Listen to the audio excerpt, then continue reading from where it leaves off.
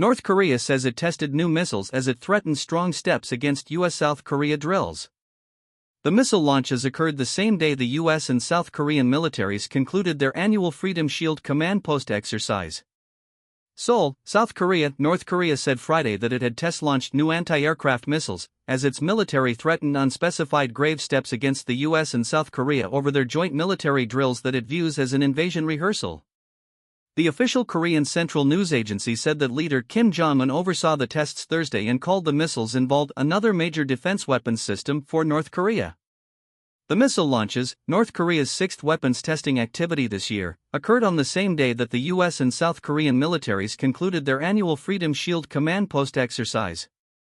The 11-day training was the Allies' first major joint military exercises since the inauguration of President Donald Trump in January, and the two countries held diverse field training exercises alongside the Freedom Shield drills. U.S. and South Korean officials described their combined military drills as defensive in nature, but North Korea slams them as a major security threat. Hours after this year's Freedom Shield training began on March 10, North Korea fired several ballistic missiles into the sea.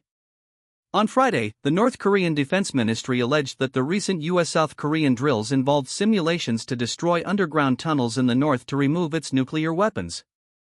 An unidentified ministry spokesperson said the U.S. and South Korea would face consequences if they performed similar provocative actions again.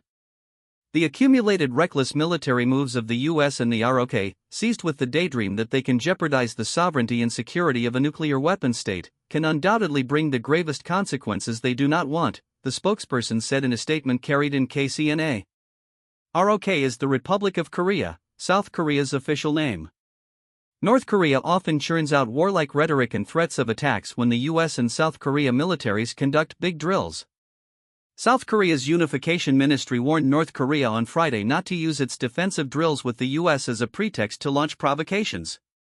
Trump has said he is willing to reach out to Kim to revive their nuclear diplomacy, but North Korea has not made any public responses to Trump's overture.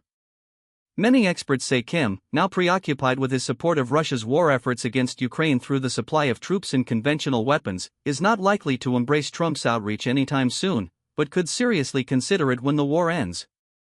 Kim and Trump met 3 times in 2018-19 to discuss North Korea's possible nuclear disarmament, but their diplomacy eventually fell apart due to disputes over U.S.-led economic sanctions on North Korea. The Russian state news agency TASS reported Friday that Russian Security Council Secretary Sergei Shoigu had arrived in Pyongyang and planned to meet with Kim.